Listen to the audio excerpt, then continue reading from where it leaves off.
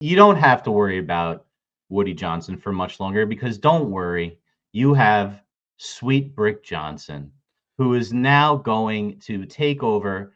He's a freshman at Harvard playing tennis. I believe his record this season is 1-8 What's going on? as a What? as a tennis player. You have to understand what's going on. Is he telling him that Jerry Jeudy had low Madden ratings and you shouldn't trade for him? That apparently happened. But that is not what I want to talk about.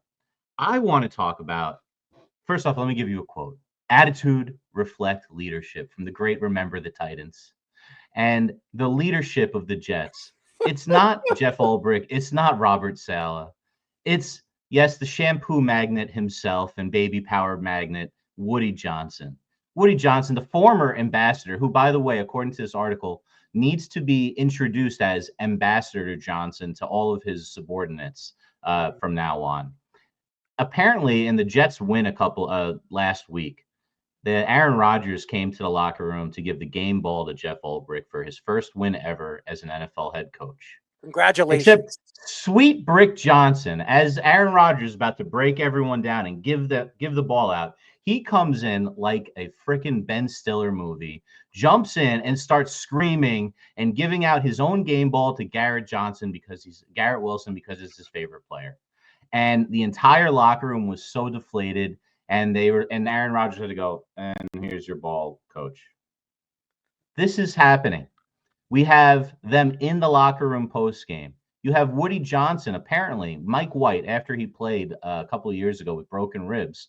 We went back to the locker room. Woody starts talking shit, saying he sucks while he's dying out there with like blood filling up his lungs. What other owner does that? Jerry Jones doesn't do that. He doesn't do that. It doesn't matter what coach you hire because they have these guys interfering. Joe Douglas said himself he's answering to a teenager.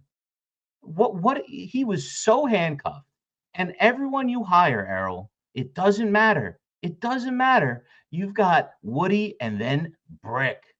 As smart, apparently, although in Harvard, as Brick from the movie Anchorman, if you know that reference. I love Lamb. That's what you're dealing with. Thank you. How's your blood pressure doing? I could care less who's running the organization. It's all about who's coaching and if you pick the right coach. It's all about bringing the right coach. And every single year, every 4 or 5 years, the Jets bring in the wrong guy.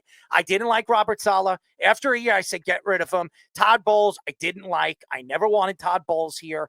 Rex Ryan, after 3 years, I was like, get rid of him. I was done with him.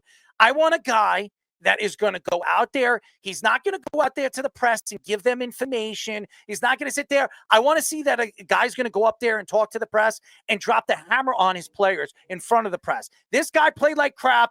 I don't appreciate what they're doing. I don't do this. I don't do that. I want a guy that's going to do that. I don't want a guy that's going to sit there and say, oh, don't worry, Aaron. You're a good boy. Good boy.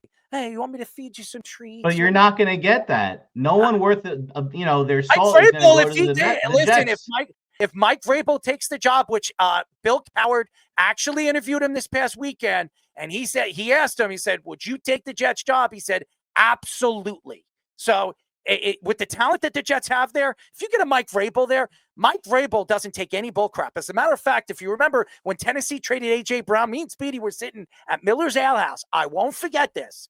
And when he found out that A.J. Brown was traded to the Eagles, he got up and he walked and slammed the door behind him. He was pissed. He was pissed because ownership and obviously the GM didn't tell him that they were going to move A.J. Brown. As a matter of fact, he was told that they weren't going to move A.J. Brown, and what a debacle that was. So I think that Vrabel is the type of guy that if he steps in and he takes this job,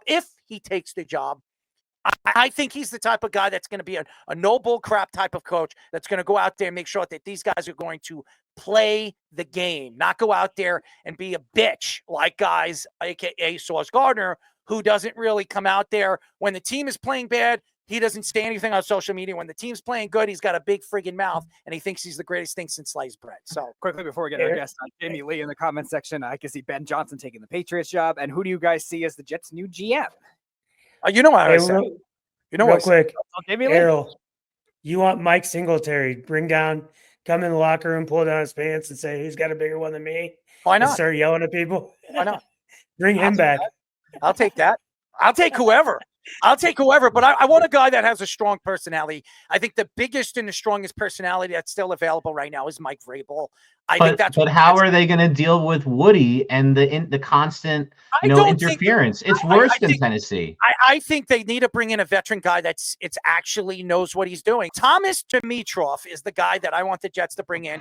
He was over there in Atlanta. You make these faces. He's better than Joe Shane. He's better than what the Giants have produced over there at the GM. You could throw the Jets under the bus all you want. Your Giants haven't looked any good over the last couple of years. As a matter of fact, if you look at their draft classes over and over and over again, they've been absolutely garbage and terrible. At least the Jets draft good.